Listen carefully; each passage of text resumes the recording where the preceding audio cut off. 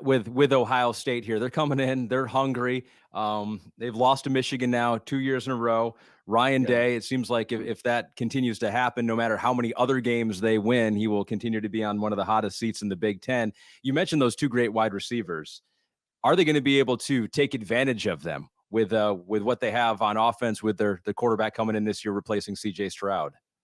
Well, I mean, that's not an easy guy to replace, right? I mean, he's a top NFL draft pick who had a brilliant career, but it helps having those guys. It helps having a good running game, which they had some injuries at the running back position down the stretch last year.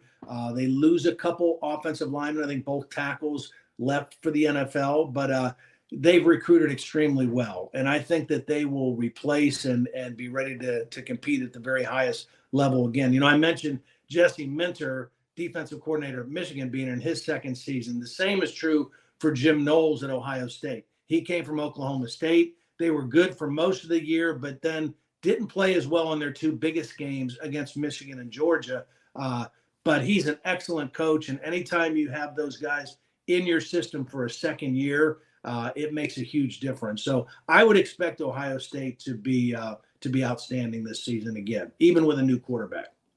Yeah, Todd, and you look at those defensive numbers last year, and they were all improved from what they were the year previously. But if you only watched their two biggest games, the two games at the end of the year, you would not have thought that was the case. So, what do you think the pressure is on Ryan Day and that coaching staff for Ohio State? I mean, is this? It's crazy when you look at it. They've lost in the college football playoffs. They've lost to Michigan a couple times, just a handful of games, but they've been the biggest games. Like, how much pressure are they under this year, you think? Well, I think there's pressure because they're Ohio State, and I think Ryan Day would be the first to say, we want that pressure on us. We expect to win championships, Big Ten championships, and contend for national championships. I think any talk of a hot seat for Ryan Day is utter foolishness, though. I mean, he has done a great job there. But if you're the coach at Ohio State, you need to beat Michigan. If you're the coach at Michigan, you need to beat Ohio State. So that monkey is kind of off the back of Jim Harbaugh. But Ryan Day is dealing with that right now, and it's such a huge game.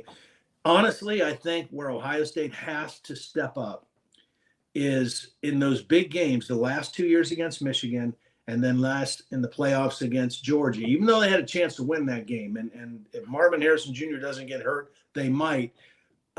They've been beaten in the trenches. They haven't been as good up front against those better teams. Michigan has been a better offense and defensive line than Ohio State the last 2 years. And I think, again, that last game at the end of the Big Ten season, you don't know what the weather's going to be like. It's going to be a physical game. And Michigan has been the more physical team the last 2 years those teams have played. And so for Ohio State to turn that around again this year, I think they've got to be better in the trenches.